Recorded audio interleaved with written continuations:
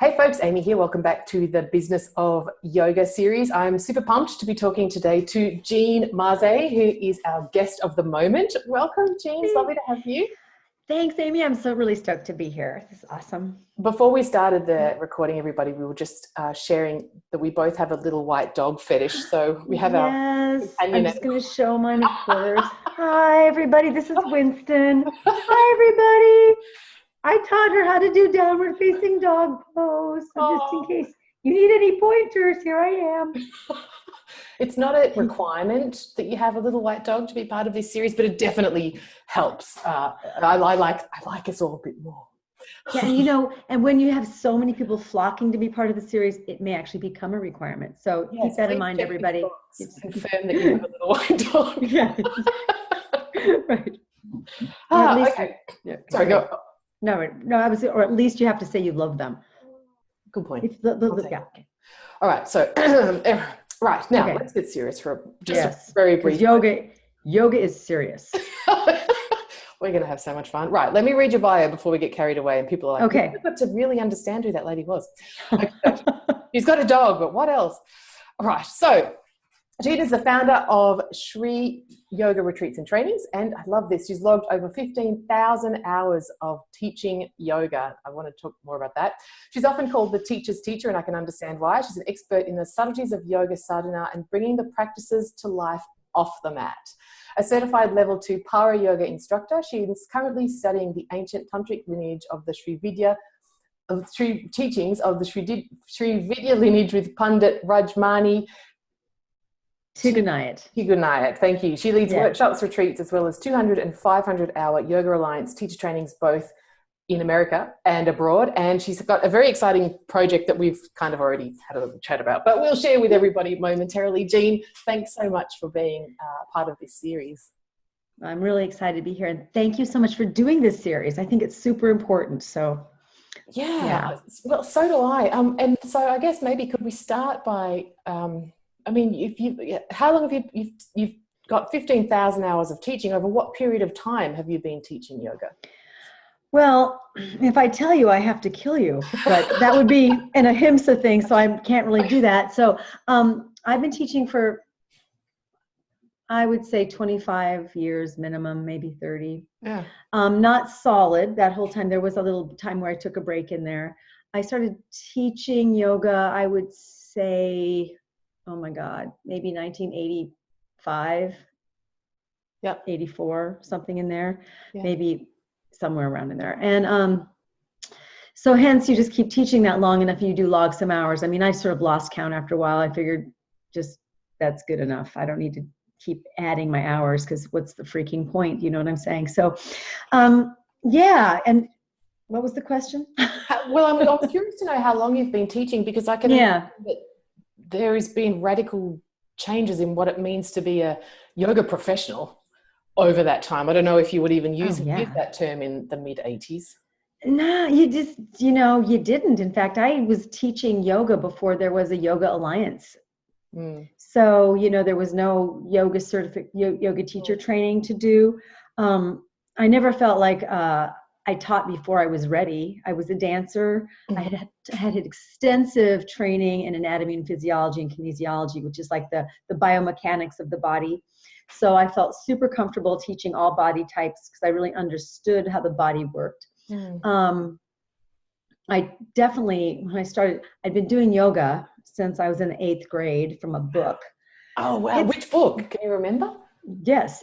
Eve Diskin's Book of Yoga for Beauty and Health. And fantastic. It was complete with, the photographs of all the women with the push-up pointy bra with the leotards, Yeah. Because this was like back in the 70s. And my social studies teacher, Mr. DeWhite, for some reason, I was in 8th grade. He hands me this book on yoga and he says, I think you should do this. And I go, okay. So I did. You couldn't hand a teenage girl a book of that title these days. You'd have some kind of sexual harassment charge if you gave a woman that book. I know. And so thank goodness that it was before that time, because basically there was a morning routine and an afternoon routine. And I just said, okay, I'll do this. And so I did the morning routine and I did the afternoon routine, and I did that all through high school. And I kept doing that until I got my first teacher, which was after I graduated from college in 1981 or 82. So let's just pause here for a moment. And for anybody who thinks that they somehow can't have a personal practice because they're traveling or their teacher is somewhere else, look at this, used a book for years and twice a day. Amazing.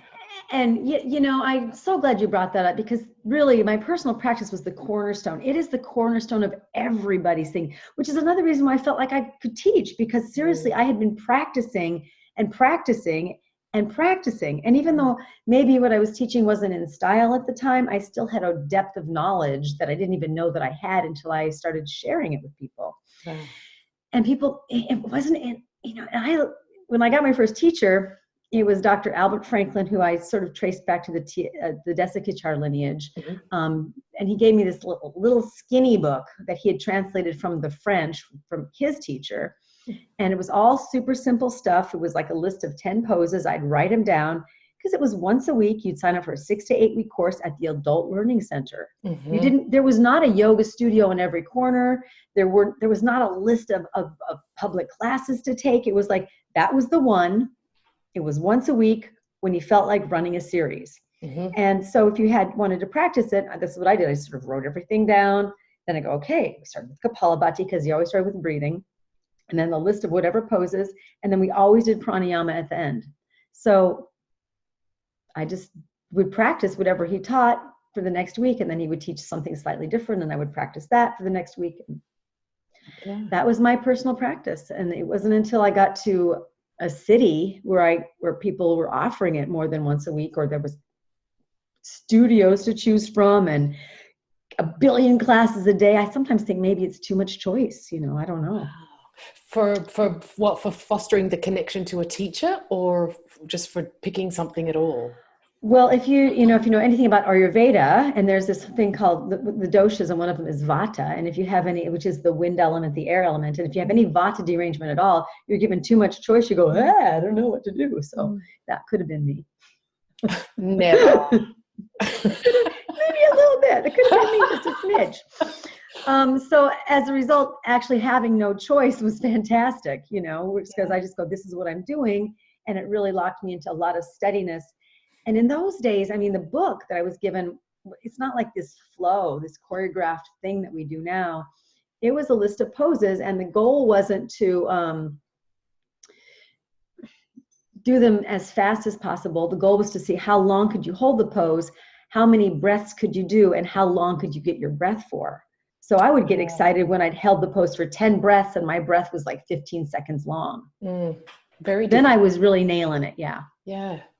I see this. It's so interesting when I'm teaching classes of people that I don't know, and they don't know my style, and we'll be moving through some kind of sequence, and folks are already in upward facing dog, and I haven't got there yet, but I don't think we stop very often. Sometimes. It's like, how'd you know I was going to do that? That wasn't what I was planning next. Sometimes that happens in my class, and I actually will deliberately call another pose out. And go, thanks for playing. I was watching one of the videos on your website. Folks, go and check out Jean's website. Look at the About page. If you want an example of how to make a great video about the flavor of my classes, Jean's got a great one. So go watch that. And I can see that, I mean, obviously, like your students, there's a lot of love there. It seems part of your teaching is inclusion and warmth, and I like the way that you talk about where am I as a starting point for class. Yeah, it is. It's really all about love. It's really all about that inclusion, that warmth. I mean, to me, it's you just take people where they are. I take everybody. You never know who's going to walk into your class. I mean, that's one of the beauties of, if you're willing to be that teacher and really to lower your expectations to the ground and just drop those expectations. If you're willing to be that teacher and say yes to everybody, it can lead you to some really amazing relationships, not only with yourself, but with your students, and help them cultivate a relationship in themselves as well. And then they don't have any judgment about, I can't do yoga, or I can't do this. Well, you're just walking into a class. If I walked into a Spanish class, are you expected to know Spanish? the answer is a hard no on that. The reason why I'm signing up for the class is because I don't know. But why do we think that we should know yoga? Why do we think that we should just nail it? Like, I don't, and the same thing with meditation. I'm going even further with that. Yes. Because people go, oh, I can't meditate. I go, well, have you practiced it? Did you learn it? What makes you think you can just sit down and do it and be a master at it? Yeah. I mean, it's harder than asana sometimes. Yeah, for me, totally. I'm just saying. I mean, did I like meditation to start with? No. Do I like it now? I love it, but it took me a long time to get there. You've just given permission to a whole lot of people to be exactly where they're at with their meditation practice, me included.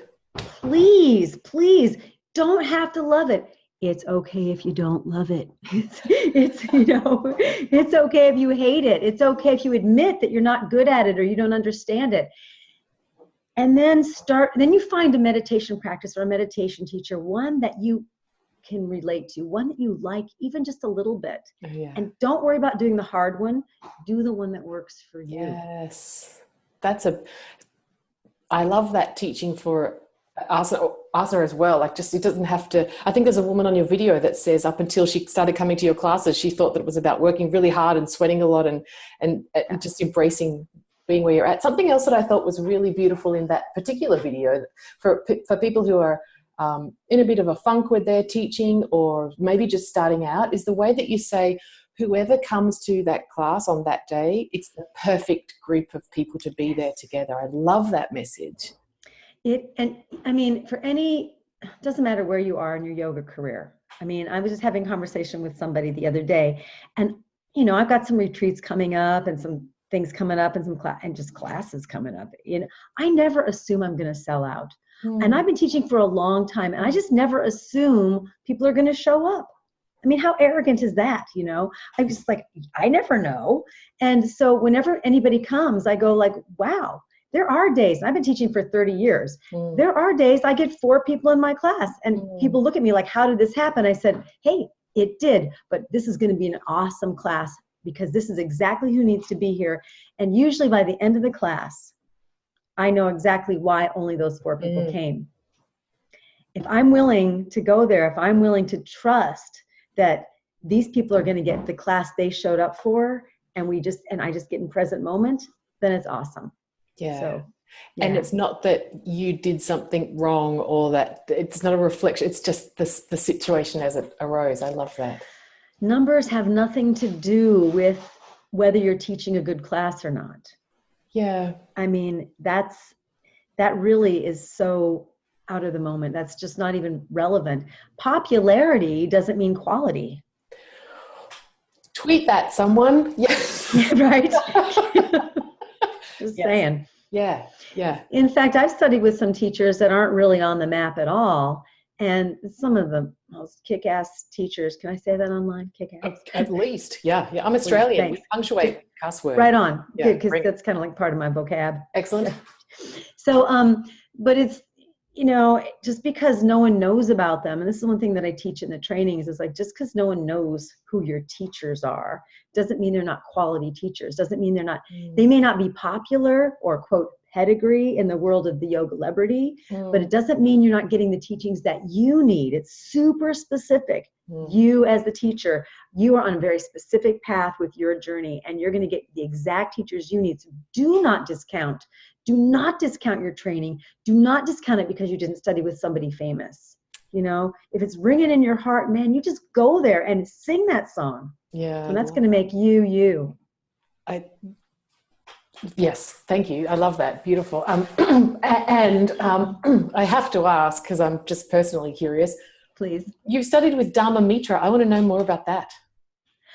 You know, back in the day when I was coming out of my cave of like being my own yoga person, and I moved to San Francisco at some point, and then I was introduced to this whole other world of yoga where people are moving really fast. I'm like, oh, what's going on? This is not what I thought. I mean, it's like, but I'm looking around, I'm going, these people are packing their classes. So I need to pay attention.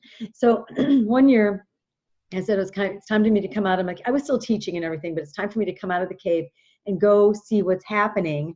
And maybe I need to look at studying with somebody and just to see. So I went to the Yoga Journal conference for the first time ever.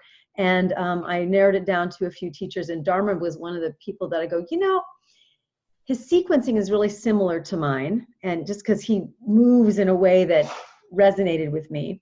And that's when I started to do flow stuff at that point. And he's been around for a while. And even though, as far as, is he my teacher?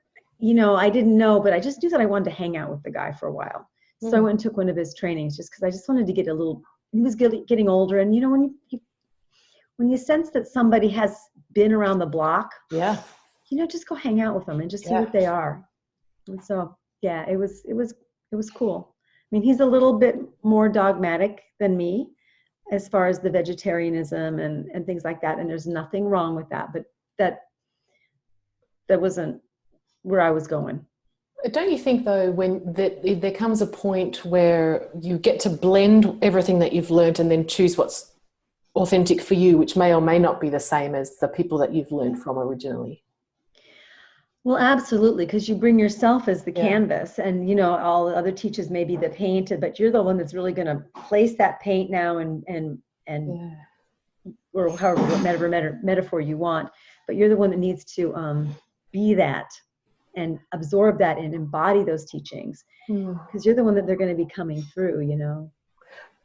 I've only taken one class with Dharma Mitra at his studio, and it was so fantastic. The decor in that place was just incredible. All of the flashing lights and the plastic flowers, and it was awesome. It was so awesome. It's kind of like part Indian restaurant, part yoga studio. It was fantastic. Yeah. He's amazing. It's been a while since I've hung out with Dharma, but he's cool. So yeah. Yeah, and I've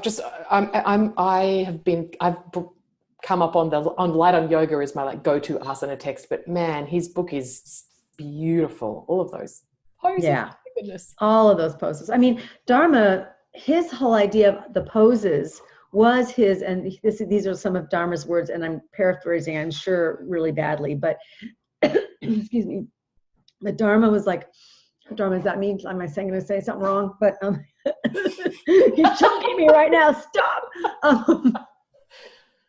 But he was like, you do the poses for the Lord, and the Lord of life, and so you're basically, every pose that he does, it's an offering to the Lord. And you sense that in those images. Yeah, really sense that. Yeah. So that's kind of where he's coming from. Yeah. And so that's why he wanted him to look a certain way and be a certain way and done a certain way, because that was the perfection of that for him. I like that idea of bhakti on the sticky mat. It's I like that. Yeah. Yeah. We'll bring it all together. I mean, bhakti is, the cool thing about bhakti is you don't have to practice asana at all. It's like you're devotional. It's just like everything is the divine, and you're just honoring all that's around you. At least that's my thing about bhakti. Yeah. And I think it's kind of where it's at, really. It's like, if you really fall in love with stuff, and just see yourself as this lovingness and honor everything around you, whether it's this pen or, my phone or whatever little advertising. Winston, my little dog, or, you or the computer or whatever I'm eating, or whoever I'm with sitting next to this that stinks on the bus, or whoever comes to my class. If I can see them all as equal and all as divine, that's to me the bhakti. That's where you're seeing the whole world as the divine, whatever word you like to fill in, whether you use God or Yahweh or Buddha or whatever word you like there. Pick one you like. I'm really interested in picking up on that theme. I'm interested in how you bring that kind of tantric, that understanding to the nuts and bolts of having a business in 2017. Because sometimes it's one thing I'm reading this book and I'm feeling all barved out about whatever one, and then something crappy happens, or my website crashes, or I'm losing money on my retreat, or how do you how do you deal with the manifest and also stay connected to the bigger picture? Well, let's just say one foot in front of the other. Yeah. And there's just ultimately, I think every yoga teacher needs to come to a place in themselves and make a decision that this is something that's really important. And I mean, for me, it became clear that teaching, I didn't know it was going to be yoga. Trust me, I just did not want to be a yoga teacher. It wasn't like my thing. But I knew at a very early age that I was going to be a teacher of some sort. I didn't know what that was going to look like. And I knew that it was going to be movement. So whether it was going to be doing dance or body mind centering or something, I didn't really count on yoga.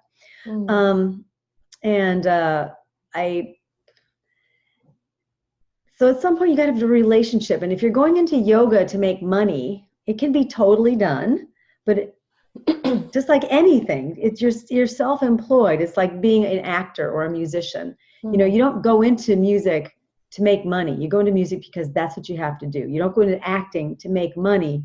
You go into it because that's where your calling is. That's what you feel like you need to do. Go into yoga the same way as a yoga teacher. Don't think, oh, I see all these yoga teachers making bank. They're out there. Yes, yes. But just like, you know, celebrities, they're out there too. But that's maybe a percentage of all the other ones that are making it every day. Yeah. So I think that's the first step, is to just know why you're teaching. I mean, when I teach my the people that are taking my teacher trainings, I say you have to have a mission statement. Why do you show up every day to teach? And because when you have like one person in your class, go back to that mission and then remember why you're there in the first place. And that's going to help you get through the, oh my God, it's one person and it costs me more to rent the space that I'm going to make, and I'm actually paying to play right now. Yeah. And just all I can say is, honey, we all paid our dues and we still continue to pay them. And, you know, I still don't have staff after all these years and all that kind of stuff. That'd be awesome. Staff. What's that? I want some staff, but I'm not going to let that stop me. And so to get back to that, it's like, I'm kind of dancing around your question, Amy, because it's a big question. It is. Yeah. And an important one. And I think part of it is to really drop your expectations about the business part of it. Doesn't mean you can't be out there manifesting, but if you're really trying to make that money, you know, don't quit your day job until you're really ready to make that leap. And it's okay to keep that day job. It's okay. It takes the pressure off it's okay, because then all of a sudden teaching 3 people isn't so heartbreaking, isn't so grueling, because you're not counting on that to pay rent. Yeah. You know, you can really keep that love going. Yeah. So make sure you're taking care of yourself. And in the 4 desires of the soul, ARTA, ARTA or something like that, that is one of the desires. So make sure you've got your ARTA, your means handled. Yes. Before you go in full time. Just have a business plan. Also know that it's not like every other business, and you can't, I mean, it's like every other business, but you're still dealing with people, and that's fickle. So they're going to show up and they're not going to show up. Sorry, dog bomb. That's all right. Where? He's just wanted to just do a cameo. Apologies, folks. There you That's go. all right. Come on in. Come back in. I put mine down because, you know, it's like, yeah. Anyway, but sorry, yeah, because he was cute. No, please, because it's all about the white dog. If you know what I'm talking about. Let's get too tense. You just bring in a white dog, and see, that's what you can do too. Dharma or I don't know if he still does, had a little dog that would walk around the class. People would be trying to flip up into handstands or like arm mounts, because he's very into that. He goes, and be careful, just beware, there's a dog in the room. You know, I can't do his accent.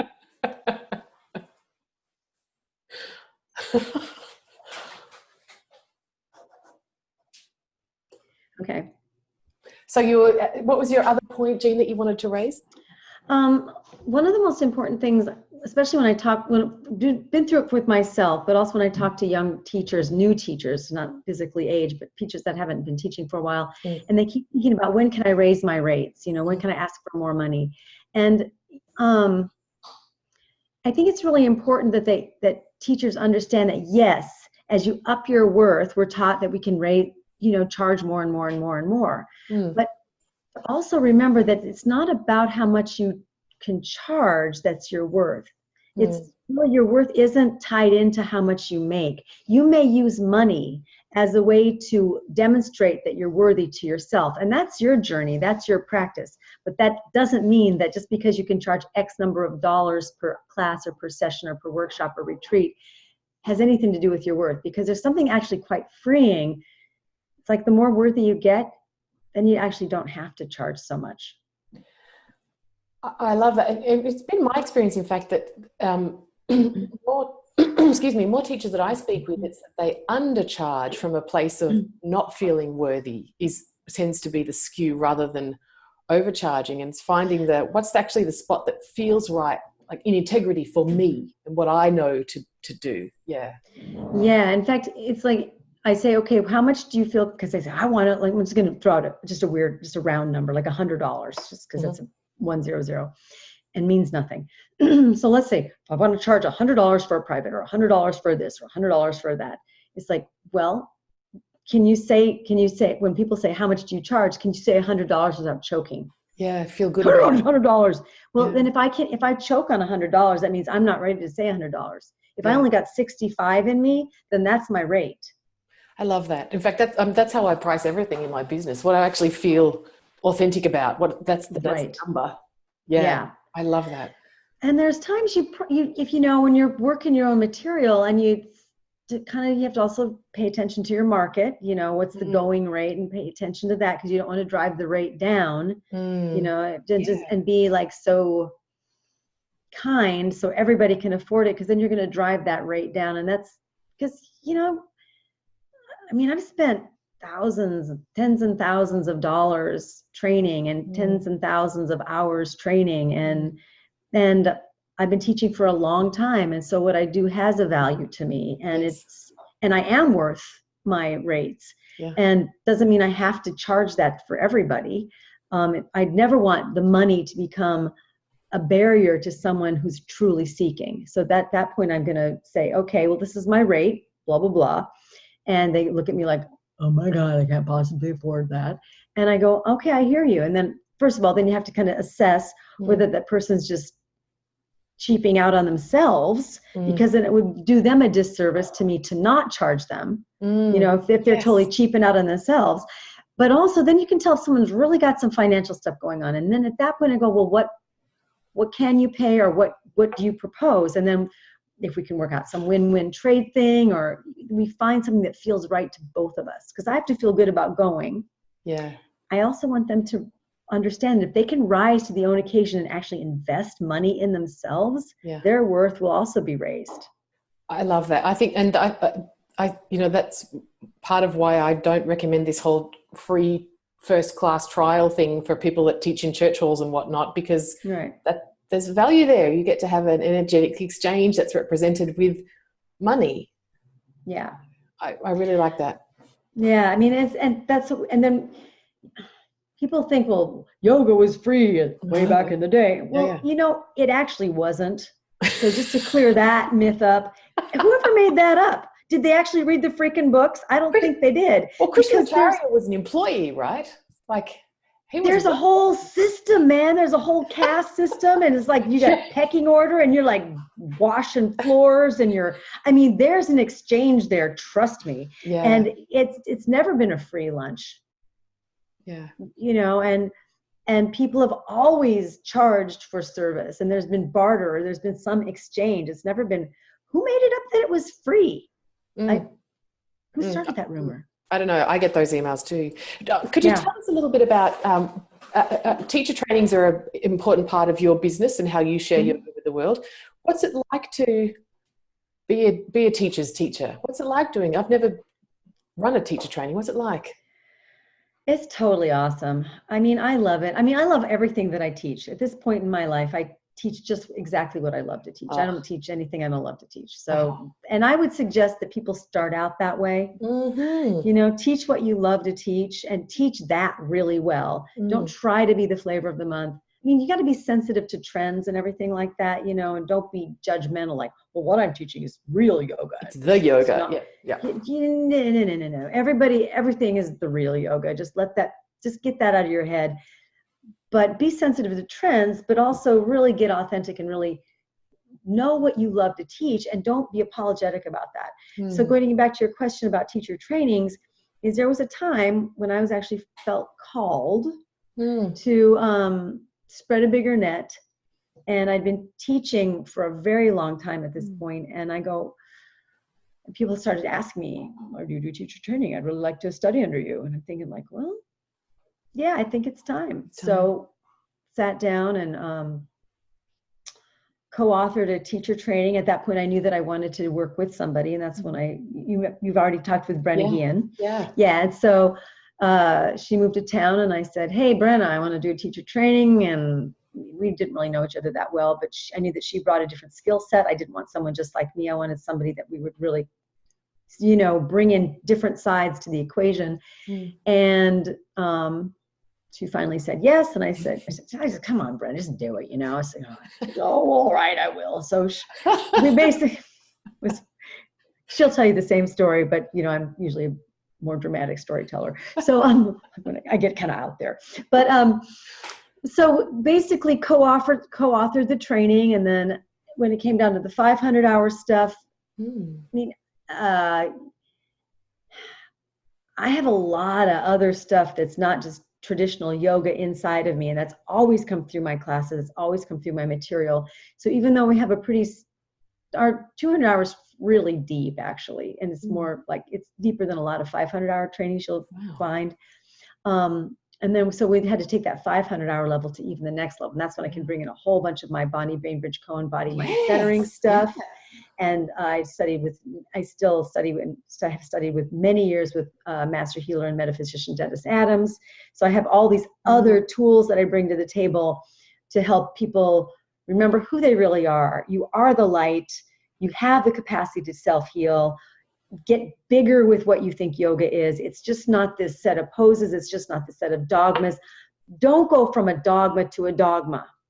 Get a white dogma if you want dogma. Get a little white dogma, but don't go from dogma to dogma, because then you're just doing the same thing, but now a different name. Yeah. The idea behind what I'm teaching teachers to do is to understand that they are the transmitter, and it is their job to get clear, to pull these big primordial teachings through that cross the bounds. They cross yoga, they cross Buddhism, they cross all these spiritual dogmas, and it goes beyond dogma. And I basically empower teachers to remember who they really are, just the same as I do with my students, but go deeper with that in a more targeted fashion. They have to know things like anatomy. And then I try to teach them it's not about just a verbal cue. It's not just about the rules. It's about look at a body. What's before you? Who's in the room? Well, what do you do when something happens? I don't know. I can tell you some general rules, but I can't tell you the rule for a specific person until I see that person. I find that so curious that I think you get to a point where I take that for granted now, that I don't know someone says, when shouldn't someone do that pose? And I didn't know the answer because it would depend on, I'd want to see them first. But I think that, you said that your 200 hours is a deep one. And 200 hours is 200 hours, and yoga is, more than that. Yeah, that's right. If I had more, flexibility on my shoulders, maybe. But so you're limited already in what you can fit into that container. So of course, for people who have just finished a first training and they're feeling a little uncertain, I need to know what I can't tell her to do and him to do, that knee and that shoulder. But in fact, it comes over time. 15,000 hours is a lot of time to grow this skill set. So when you're a 200-hour teacher, one of the things as the teacher trainer is to say, what do you know? Teach that. Yes. Teach what you know. You know, if you know triangle, teach triangle. If you're really rocking that pose, that's the one you bring and that's the one you teach. And, bring those poses. Don't try to figure out, don't think you have to teach certain poses. I love that. Yeah. People who are nervous about starting their first class because they don't have an advanced practice themselves. And what is that? Does that mean you can do fancy poses? Yeah. I mean, one of the most advanced classes I teach is my Ageless yoga class. And I've got people from anywhere from like 25 to 75 or even 80 in that class. And what makes that class advanced is because I'm not working with we're not doing things that stress your joints, but we're doing things that work more with the prana maya kosha, or the energy body, in order to allow you a greater range of motion and a greater sense of well-being and a greater sense of an experience of who you are, that you're bigger than your body. that's an advanced class, because I can move super small, and they go like, I had one guy, it was so cute. He's like this older guy, you know, and he's like, just did a couple of classes. He goes, you know, when I take this class, it's like, I feel like I've been to the gym, but I haven't been to the gym, you know, because it's like he has that sense of well-being. It was so adorable, because I'm just like, move our little arm here. You know, it's like small movements sometimes. Yeah. The subtlety, what I'm hearing you say is that, in fact, being more advanced is getting into the more subtle parts of what yoga is. In my opinion, because, you know, it gets to work just with the body in asana is gross. It's the gross body, you know, it's like big. And then the reason why you do that is so you can understand that and bring it in. And then you work with your breath, which is more subtle. And then you work with your mind, which is even more subtle. And then it keeps going on from there. Then you actually work with like harnessing the mind and getting a relationship with the mind and those thoughts in the mind. And like, oh, here's that thought that's going off and doing its own little party over here. And this thought's going to have its own party over here. And how can I bring all those thoughts together to at least hang out in the same room with each other without fighting or distracting me? Shiny object syndrome, you know? So, and that's just, now that's dharana. That's just the concentration. We're not even meditating yet, you know? So, I just as an aside, I'm going to, as soon as we finish recording this, I'm going to go back to your website and see when I can get to one of your trainings. I'm so excited. Do it! I'm so stoked. I would love to have you. That'd be awesome. So I know that you're transitioning more into online land with sharing your teachings. Tell us about this new project that's coming up. Well, I've, you know, it's basically, I teach in San Francisco right now, and I have to drive in traffic. And I go, how can I drive in traffic less? Let me figure that one out. So, and it's time for me to cast even a bigger net, and the force be willing, it will go out there and people will recognize. I really believe that my content is spot on. And so how can it reach more people without me having to go everywhere? And make it easier. And so we don't have to worry about schedules and timing. And, you know, it's, even for people, cost-wise, it'll probably be, well, you know, more affordable, really. So I have this, so I thought, what can I do? I'm going to do a series. And so I created this thing called the Love Lab. And I didn't, you know, I made that up until I realized that other people have used that in certain things, so I can't trademark it. But for right now, let's just call it like I made it up. So the Love Lab. And I wasn't going to call it a masterclass series and a workshop series. No, these are like little labs. So it's this one is over a 5-month period. I have one workshop a month where we're going to break down this concept of self-love. And I'm going to probably do a series of these, breaking down this whole idea of unconditional love. I've been preaching unconditional love really heavy this last year. I mean, it's been a through line through all of my teachings, but what is unconditional love really? Well, let's put it out there. You don't have any conditions, which means it's like, I love everything except ... Well, if except ... there, thanks for playing. That's not unconditional love anymore. And now we're into conditional love, quid pro quo. I'm nice to you. You got to be nice to me back. I do it right. I should get paid for that. You know, whatever that thing is. This thing called unconditional love is a whole different animal. So my exciting thing about it is I've had students that I've been working with for a while that have said, okay, I've heard you preach unconditional love for so long now, and now I'm really trying to apply it. And how do I unpack this beast of self-love? Because that's one of the first things I say. It starts with the self. And so how can we unpack it? So I thought, how can I serve those students that want to go deeper in this particular area? And then also make it accessible to people that have left the area, that have left San Francisco, that want this material. And also make it so I don't have to drive so much. So I and I've been working with the webinar thing off and on my own with this morning meditation thing that I've been doing just to sort of get more comfortable with the whole new system, you know, as we do. So the Love Lab is over the next 5 months. It's one workshop a month. We're going to record that workshop. I have someone that's going to video it. She has promised to get those out in about 3 to 5 days. And then I'm going to be sending everyone that attended the recording. So they're going to have that that satsang, that dharma talk, the concepts, and then the whole asana practice with pranayama and meditation at the end. Beautiful. And they'll be able to actually take that and use that practice and those concepts, work with it for an entire month. Wow. So if you want to build your home practice, this is going to give you a way to do that. If you couldn't come, you're going to get the practice delivered to your inbox in the form of a link. And then that's if you're then we're going to do a group call once a month where people can ask questions, say, hey, this is how it's going for me. This question's come up with the concept or blah, blah, blah. And then I'll give another pranayama meditation directly addressing that aspect, kind of breaking it down. And I have different levels of commitment for the people who are geographically challenged like me. Yeah. Well, because it's like the love lab. So it's all about, and this whole idea of relationship, self-love is where we're starting, because it starts at home. Yeah. And so the first level of commitment is the all-in level. So that's when you're buying everything. And then the second level would be, just getting serious. That's when you're just going to come to the labs. You don't do the group calls. Then my favorite, of course, is the digital only one is long distance relationship. I like it. And then we drop in like casual, all of us people, No, so it's like long distance relationship. If you just want to drop in, that's called, your one night stand. So it's all good. So folks, if you check out Jean's amazing program, I'm going to, there's a button that you can click to go. Please do. When does it start? The first actual lab starts August 20th. Okay, cool. So there's still time to sign up for digital. You can sign up for digital anytime. I'll send you everything. Okay.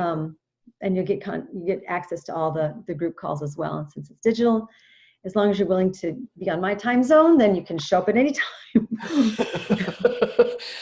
There's two things that I want to just sort of unpick from what you've just shared. One, what I hear from a lot of yoga teachers, no, hang on, let me preface this better. It would seem that yoga teachers have a professional development fetish, which I am a huge believer in. One of the things that I wonder if we could maybe realign, though, is this commitment to repeating the same trainings again and again and again. I've done 6 300-hour teacher trainings, and maybe looking broader at who else could I study with and what other ways could I learn so that I'm taking in a different information, but it gives me chills to think I'd have to stand in a room of people again and teach in front of everybody how to cue Trikonasana. Like I just don't want to do that anymore. I've done that. But I like the idea of how can I become better as a teacher by learning new things that excite me or light me up. So I imagine that this program that you've designed would work very well for existing teachers who are looking to be with a new mentor, learn, embody things and then share, and take in information in a different way that's not your standard. Okay, now it's anatomy day and now it's sequencing day. And I love that. So I imagine that yoga teachers would enjoy the Love Lab as well. It's not just for students, not that a teacher shouldn't also be a student, but you take my point. I have teachers in it already. Yeah, yeah. And, well, like you said in my bio, teacher's teacher and all that kind of stuff. And it's because we're all learning. I mean, I'm learning. So, it takes, I'm a lifelong learner. And I'm not a big believer in just going out and just keeping taking 300-hour programs. Why do you want to do that? You've already have your certification, and it only goes so high with Yoga Alliance, E-RYT 500, that's as high as it gets. If you see someone that says E-RYT 1000, they just inflated it. That doesn't exist. Really? Yeah. It's like E-RYT 500 is the highest you can get according to Yoga Alliance. You can make up anything you want, but that's not a Yoga Alliance standard. So you don't have 15,000 on yours. I totally would put that if it gave me anything. No, you wouldn't. Some street cred, and it's 15,000 tattooed on my cheek, But then I'd have to change it. Now be laser it off every few years. Yeah.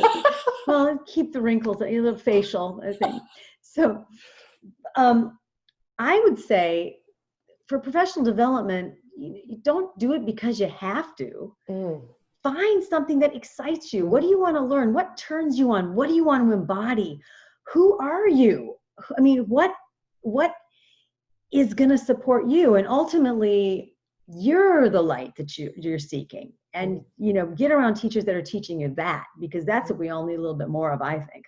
I love Find those teachers that say, you're the light, you're the shit. You're the one that's got the answers. And then be in environments and sanghas and teachers that are going to support that idea, because we need more practice on that one.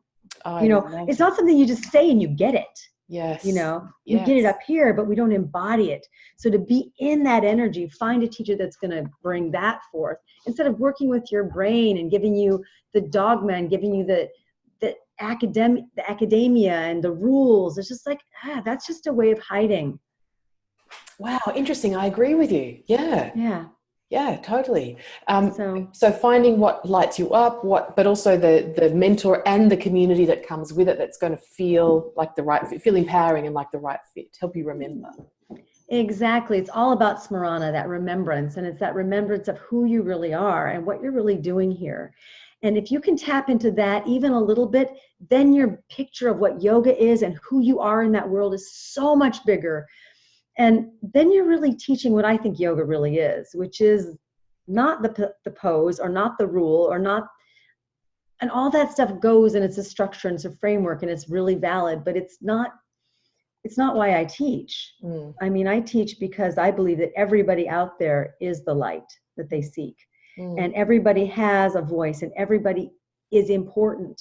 And I've said this in my public classes as well as my teacher trainings, is like, you're a very unique spice, and without you, this whole soup, this whole dish of creation would cease to exist as we know it, without every single element. I love that. So find a teacher that you love and find a thing that melts your butter and go there, and don't feel like you have to keep, if you find something that's resonating with you, you don't have to keep going off the menu, I mean, it's okay to repeat trainings. It's okay to repeat stuff. The more you hear it, you hear different levels. If you're really that's true working with someone that's got some depth, some. In fact, I need to hear it a bunch of times personally. Some of my teachers is straight over the top the first few times. What? I'm trying yet. You're taking notes and you're going, I don't know what they said, but I'm writing it down anyway. Hopefully I'll read my notes and they'll make some sort of sense. That's when you talk to your buddies. What that was a great lecture. What happened? Oh God, that's so true for me. I think everything you just shared there is just such a beautiful testament to what I can imagine your program is going to include. It's palpable, this zealot for self-love and radiance and Shri, right? So Shri, exactly. Yeah, so thank you so much, folks. Go check out Jean's program. It's I'm feeling all jazzed about it. So and I'm getting that from you, because you're radiating it. So thank you so much for sharing and for everything that you've shared with us during our time together today. Is there anything else you'd like to comment? Anything else for yoga teachers that are watching? Parting wisdom? Just, for yoga teachers, first of all, just remember, you are the love. It's your job to show up to that class and be that which is loving. Be the loving. Don't expect your students to do it for you. Don't look to your students to validate you. Just know that, don't even look to yourself to validate you. Just show up and be that ultimate lovingness, and just rock who you are in that moment, and be unapologetic about your light and what you have to share. And I hope to meet every single one of you that's watching someday, because why wouldn't I? Because you're amazing. Party. Bring your white dogs if you have one. Bring your white dog. If you don't have a white dog, bring whatever you think a white dog is to you, and we'll have your inner white dog. You are the white dog. Oh, we're going to get silly if we go much longer. Thank you so much. It's been so much fun. Oh, Amy, it's my honor and privilege. I'm so happy to have been here, and I'm so glad we got to do this. So, thank you. Thank you.